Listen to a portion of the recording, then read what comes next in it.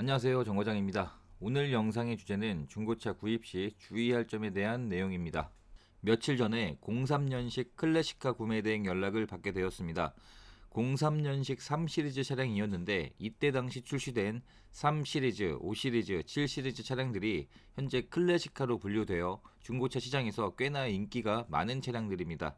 차량을 구입하시는 이유는 소장용이라 말씀을 하셨고 엔카에서 상태가 좋아 보이는 차량을 보셨다며 해당 차량의 구매 대행을 요청해 주셨습니다. 보내주신 링크를 확인해 보니 연식 대비 주행거리도 아직 10만 킬로가 되지 않았고 서류 내용도 꽤나 좋아 보였습니다. 19년 차에 소유자 변경이 한 번에 보험 처리 내역도 좋았습니다. 해당 차량의 구매 대행을 요청하신 이유는 설명글의 관리 상태를 보고 결정을 하셨다고 말씀을 주셨는데 작성되어 있는 설명글을 읽어보니 현재 하체에 누유도 없고 타이어도 70% 이상의 마모 상태가 남았으며 현재 차량에 문제가 전혀 없다는 글과 함께 완전 상급이라고 작성되어 있었습니다. 실제로 이런 클래식카들은 차량 가격 이상의 정비 비용, 관리 비용을 들여서 관리되는 차량들이 있기 때문에 어느 정도 관리가 되어 있겠다는 생각이 조금은 들었던 차였습니다. 직접 눈으로 상태를 판단하기까지는 이런 설명글을 믿을 필요는 없습니다. 설명글과 달리 실제 상태는 확연히 다를 수 있기 때문입니다. 다음 날 차량이 위치한 김포로 이동하여 점검을 진행해 보았습니다. 전체적인 외관 상태를 봤을 땐 깨끗해 보이는 것 같습니다.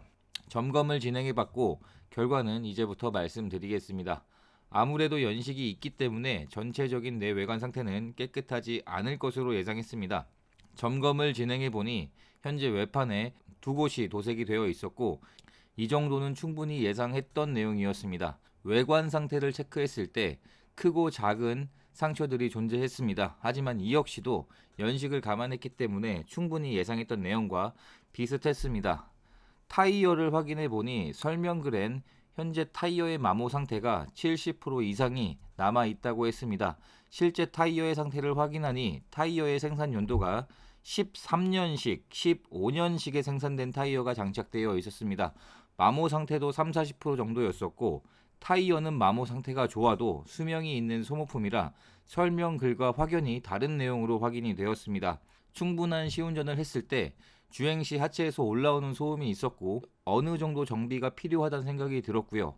마지막으로 하부 상태를 확인해 보니 전체적인 하부 상태를 봤을 땐 깨끗해 보였습니다. 하지만 세부적인 곳을 확인해 보니 엔진 오일, 미션 오일, 오일 밸브, 하우징 등에서 대략 5군데에서 6군데 이상에서 누유가 확인이 되었습니다.